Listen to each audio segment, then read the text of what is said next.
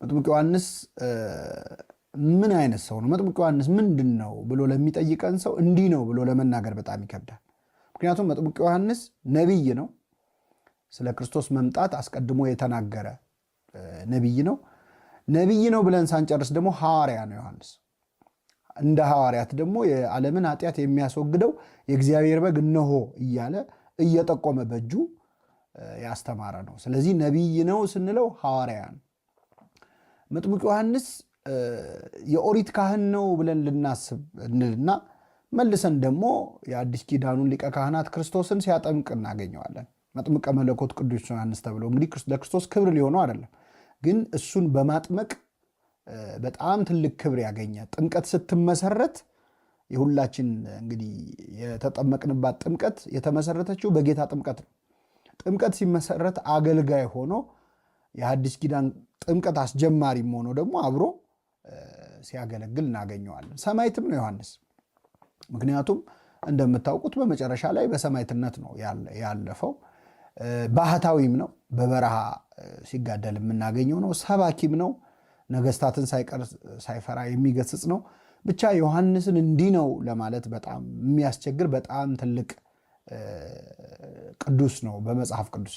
ለዚህ ነው እግዚአብሔር የዘካርያስና ኤልሳቤጥን የመሳሰሉ በጣም ቅድስና ያላቸው ባልና ሚስት ልጅ ለመውለድ የለመኑት እግዚአብሔር እምቢ ብሎ የቆየው ለዛ። ዘካርያስና ኤልሳቤጥ በወጣትነታቸው ልጅ ካልሰጠህን ብለው ለምነዋል። ሊቀ ካህናት ሆነህ ልጅ የለህም ወይም መካነህ መውለድ አልቻልክም ማለት በጣም በዛን ዘመን የሚከብድ ነው። ምክንያቱም ሊቀ ካህናትነት የሚሸጋገረው በዘር። ስለዚህ ቀጥሎ የሚተካውን ልጅህን አለማግኘት ማለት እግዚአብሔር ተጣልቷል፣ ያ ክህነት ባንተ በኩል እንዲወርድ አልፈለገም ማለት ነው እና ብዙ ስድብ የሚያስመጣ ነገር ነው እና የካህን ሚስት ሆና ኤልሳቤጥ ልጅ አለመውለዷ ልክ በስም ከእሷ ጋር ተመሳሳይ የሆነችው የአሮን ሚስትም ኤልሳቤጥ ነበር ስሟ። እሷ ልጅ ባይኖራት ማለት ነው። ስለዚህ በተለይ ለክህነት ውስጥ ላለ ሰው መካንነት በጣም ውርደት ነበር።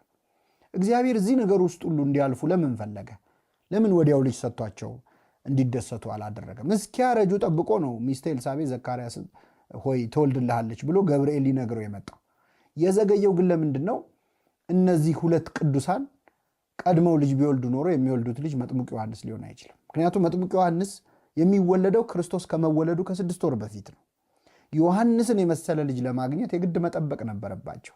ስለዚህ አንድ ልጅ አይደለም የሰጣቸው እግዚአብሔር፣ ነቢይን የሰጣቸው፣ ካህን የሰጣቸው፣ ሰማዕትን የሰጣቸው፣ ሐዋርያን የሰጣቸው፣ ሁሉ ነገር ያለው እጅግ በጣም የተቀደሰ ነው። መጥምቁ ዮሐንስ ክርስቶስን ለማገልገል ወይም ለጌታው መንገድ ለመጥረግ ከማህፀን እስኪወጣ እንኳን መታገስ አቃተው። ገና ሆድ ውስጥ ሆኖ ነው አገልግሎት የጀመረው። የጌታን መምጣት ጥርጊያውን ለማዘጋጀት የተመረጠ የጌታ መንገድ ጠራጊ ነው። ግን መንገድ ለመጥረግ እስኪወለድ አልጠበቀም። ገና ሆድ ውስጥ ሆኖ የጌታን ድምፅ ሳይሆን የእናቱን ድምፅ ሰምቶ የድንግል ማርያምን ድምፅ ሰምቶ ሳይወጣ በፊት ዘለለ።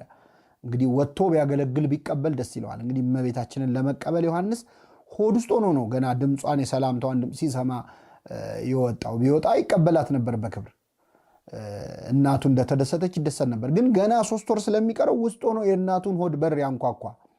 እንግዲህ እመቤታችንም ክብሯን ያሳያል። እኛ እንግዳ ወደ ቤታችን ሲመጣ ተነስተን ኖር ብለን እንቀበላለን። በማህፀን ውስጥ ያለ ሕፃን ኖር ብሎ የተቀበላት እንግዳ ድንግል ማርያም ብቻ ናት እና ሆድ ውስጥ ሆኖ መስገድ የጀመረ። እንግዲህ እኛ ቆመን እኮ በወጣትነታችን አንሰግድም ለእግዚአብሔር፣ በወጣትነታችን አንዘልም አንዘምርም ለእናትና ለልጁ መምጣት።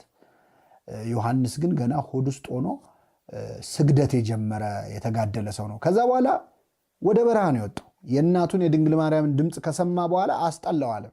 ልክ ዓይኖቼ ማዳንህን አይተዋልና ባሪያህን አሰናብተኝ ብሎ ከዚህ ዓለም መለየት እንደተመኘው እንደ አረጋዊው ስምዖን ዮሐንስም ገና ሆድ ውስጥ ሆኖ የድንግል ማርያምን ድምፅ በሰማበት ጆሮ የዓለምን ድምፅ ሊሰማ አልፈለገምና ወደ በረሃ ዓለምን ጥሎ የመነነ የልጅነት መናኝ ነው መጥምቁ ዮሐንስ። ከዛ በኋላ አስተዳደጉ በበረሃ ነው።